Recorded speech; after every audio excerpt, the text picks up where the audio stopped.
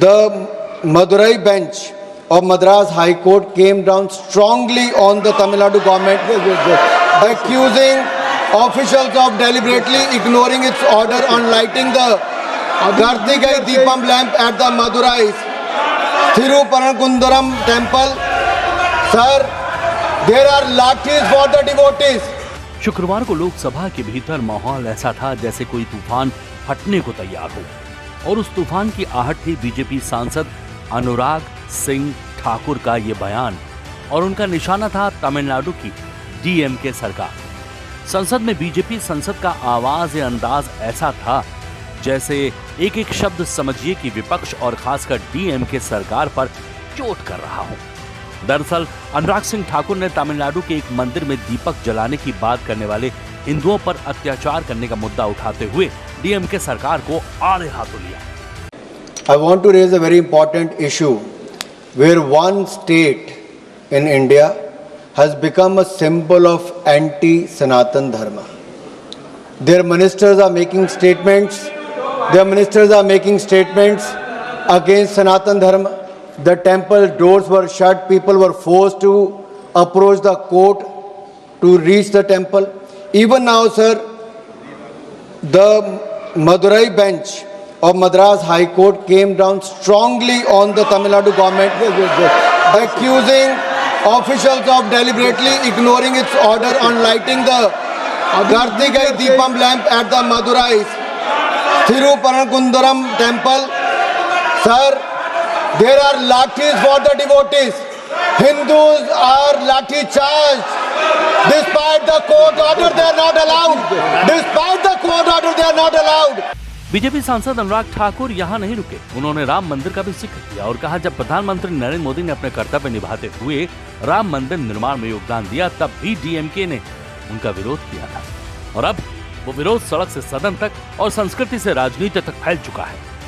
Against Sanatan Dharma, they objected when Prime Minister was doing his duty for the Ram temple. At that time, the temple doors were shut. People were forced to approach the court to reach the temple.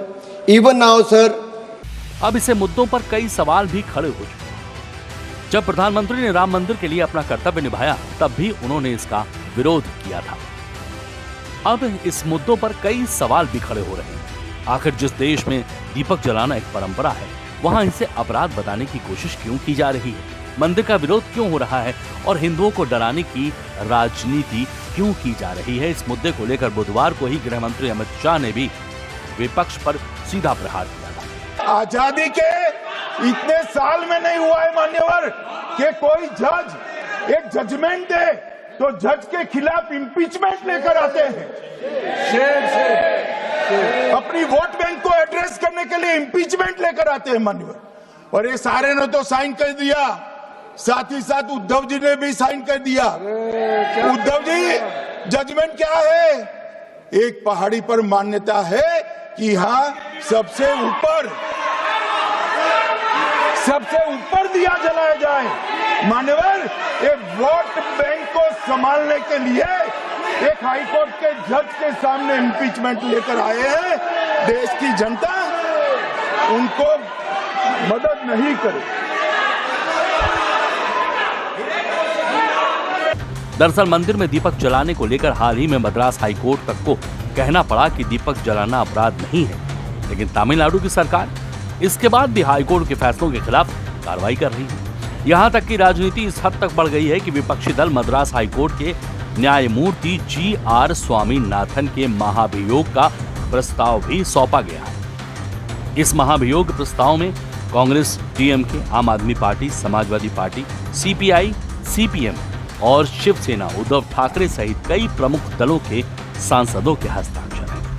अब आखिर महाभियोग होता क्या है, ये आपको बताएंगे, लेकिन पहले आप इस पूरे राजनीतिक विवाद की जो वजह है वो क्या है, ये जानिए। पिछले हफ्ते जज ने तमिलनाडु के तिरुपनकुंद्रम पहाड़ी पर स्थित 6वीं शताब्दी के सुब्रमण्यम स्वामी मंदिर के प्रशासन को एक निर्देश दिया। ये निर्देश था कि 13वीं शताब्दी की सिकंदर बादशाह दरगाह के पास एक स्तंभ पर दीपक जलाने की परंपरा को फिर से शुरू किया जाए। जब राज्य सरकार ने विरोध किया और मंदिर प्रबंधन ने पालन नहीं किया तो जज ने अवमानना का आदेश भी जारी किया।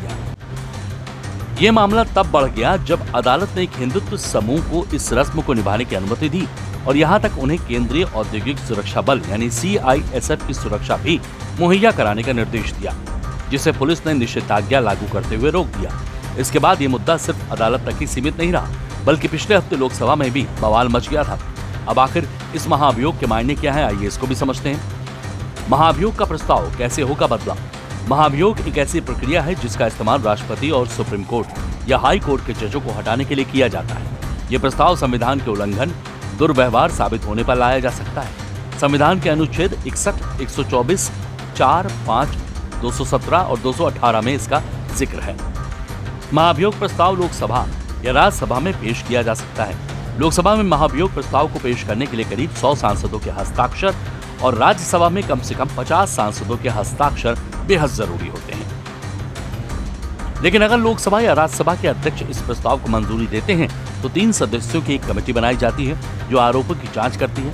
3 सदस्यों की समिति में सुप्रीम कोर्ट के जज, हाई कोर्ट के मुख्य न्यायाधीश और एक अध्यक्ष द्वारा चुने गए व्यक्ति को शामिल किया जाता है।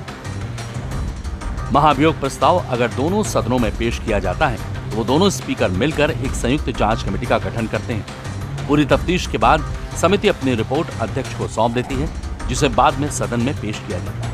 अगर जांच में पदाधिकारी दोषी पाया जाता है तो सदन में वोटिंग करवाई जाती है। प्रस्ताव पास करने के लिए वोट देने वाले सांसदों में से कम 2/3 का समर्थन मिलना जरूरी है। अगर दोनों सदनों में प्रस्ताव पास हो जाता है तो फाइनल मोहर लगाने के लिए उसे राष्ट्रपति के पास भेजा जाता है, क्योंकि जज को पद से हटाने का अधिकार सिर्फ राष्ट्रपति के हाथों में है। हालांकि भारत में अभी तक किसी जज को महाभियोग प्रस्ताव के जरिए नहीं हटाया गया है, क्योंकि अभी तक किसी भी महाभियोग प्रस्ताव की प्रक्रिया पूरी नहीं हो पाई है। विपक्ष के इस रवैये को लेकर जब बीजेपी सांसद अनुराग सिंह ठाकुर ने बोलना शुरू किया तो विपक्ष की रणनीति की पोल एक एक करके खुलती चली गई।